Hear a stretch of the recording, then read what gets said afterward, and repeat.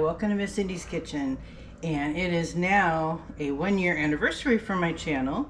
Yay! And I've also recently begun selling my baked goods at work. I've done it casually, but now I'm selling it to earn money for the holidays and for our mortgage, because as everybody can understand, housing is expensive and everybody's having hard times right now. So I have a bunch of orders I need to finish up tonight. So I'm going to be making 2 gigantic batches of chocolate chip cookies. One with walnuts and one without. So I'm going to show you how I go about it when I do a huge lot of cookies, because some people just make up single batches, and I don't think I very often make single batches. But this way you can see how you can assembly line the process, and then it just makes things much easier. And I've already got my packaging ready to go. I've got boxes for my loaf cakes and cupcakes, or muffins rather, and these plastic boxes. So this is a single batch of chocolate chip cookie dough without nuts. I have a coworker who does not like nuts, so he requested 3 dozen cookies without nuts. And I used the Nestle recipe because that's my favorite chocolate chip cookie recipe. So anyway, I'm just gonna go ahead and start scooping out. And a couple years ago, I went ahead and ordered extra cookie sheets from Target.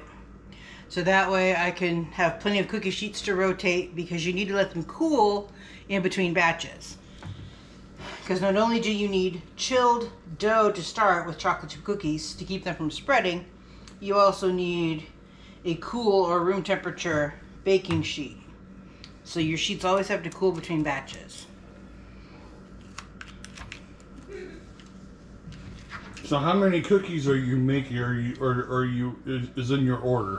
Well, a single batch of cookies makes 4.5 dozen, and this one person requested 3 dozen. 3 dozen? Yeah, of the no nuts one. And then I made a double batch of the same recipe, which would make about 9 dozen of the chocolate chip with walnuts. And I've already got about 3 of those sold. So I just decided to do a big batch baking. I did all of my loaf cakes and muffins last night. I did pumpkin bread and muffins, and banana bread and muffins. Well, actually just muffins for the banana bread. So,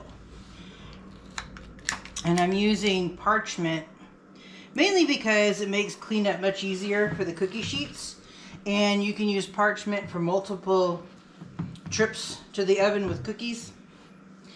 So it just makes the process easier. And rather than loading 12 on these trays, I'm loading 9, because I want to make sure that they don't spread and start crowding each other, because these are for a customer and I want them to look nice.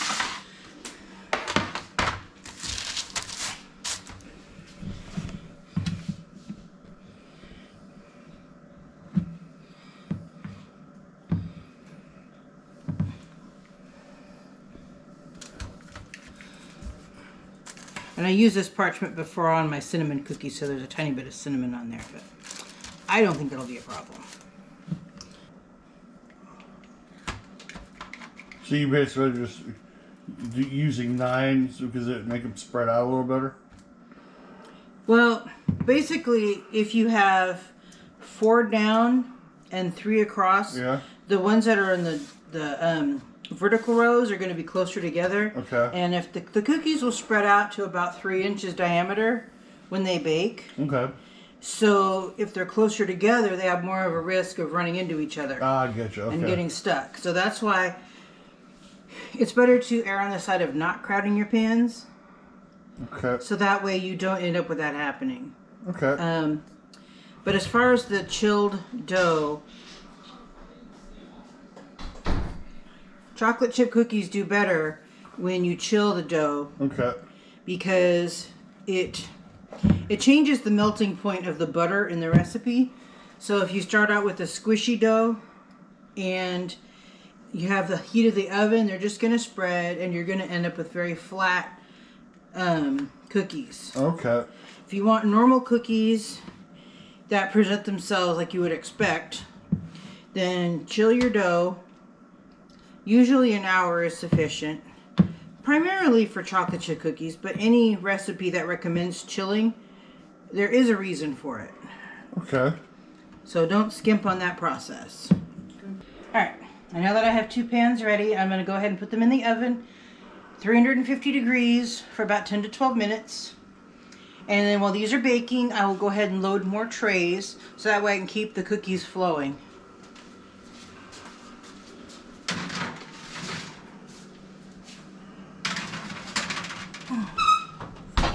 Alright, I've got the first round of cookies out of the oven, and I let them sit on top of the stove on the cookie sheet for about 2 minutes. Let the cookies rest and set up a little bit, and then we're going to put them on a wire rack to cool the rest of the way. Nice.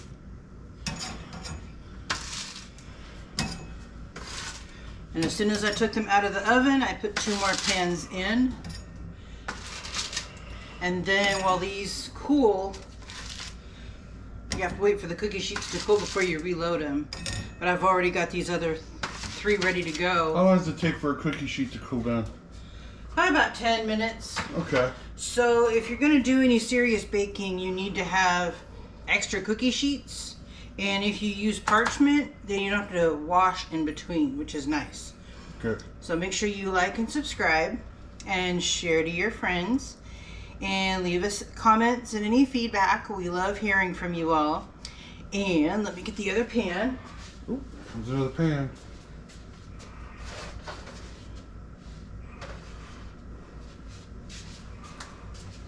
Whenever I bake, I do things assembly line style. Sorry, I gotta prop it up so you can see it. See, when you use a cookie scoop Okay. and the dough is chilled, you're gonna have a more round, uniform shaped cookie. Okay.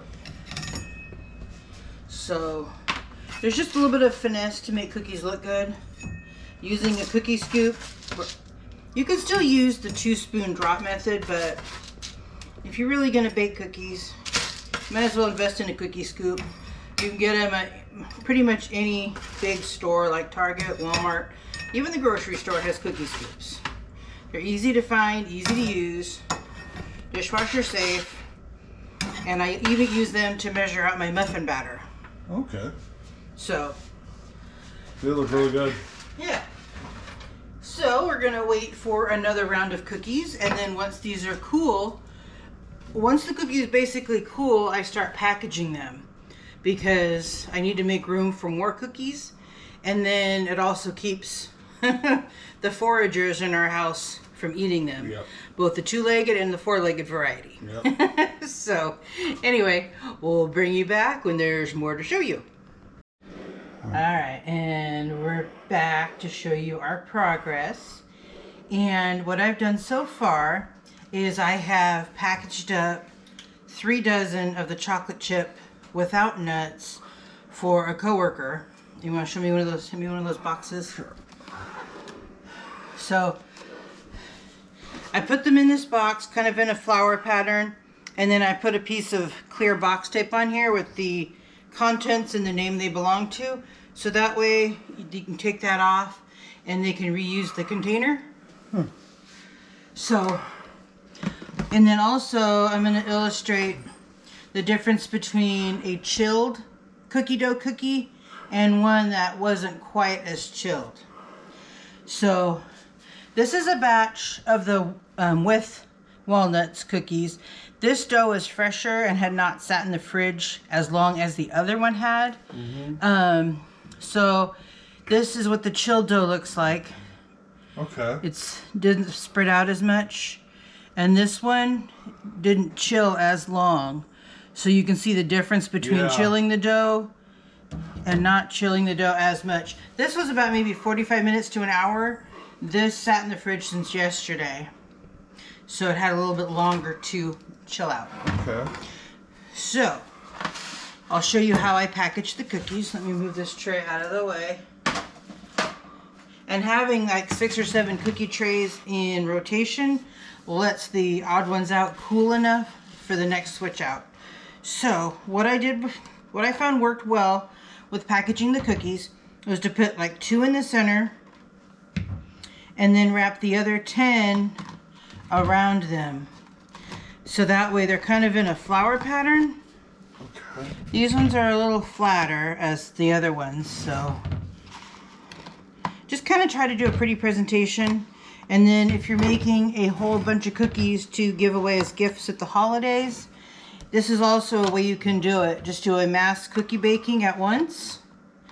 So that way, it's easy to do an assembly line because you're getting all your equipment dirty. Right. May as well make a bunch. So let me just double check my count. I have 2 in the middle, 4, 6, 8, 10. So I need 2 more. So that way I'm packaging these up in dozens because that's the cell unit. So again, that's 2 in the middle. Then we have 4, 6, 8, 10, 12. So that's my dozen. And then you want to hand me a lid.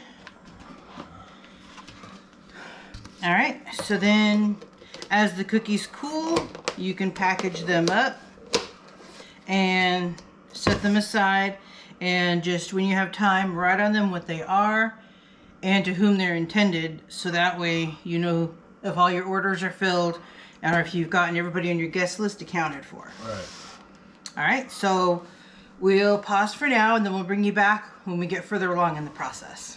And now I have made all the cookies and I packaged them up. And I packaged the chocolate chip cookies in dozens, and these are the pre-orders. So I had 5 dozen pre-sale. One person, I can't remember if he said 1 dozen or 2, so I've got extras. So these are 4 that are not accounted for yet, but everybody loves a snack, especially on a Monday. So that's the cookies. And then what I've done here is I had an order for one of my son's theater professors. So I packaged her order all up together. We have pumpkin bread, banana muffins, and pumpkin muffins, 6 of each. So that one's that. And then I've got boxes of muffins to sell at work.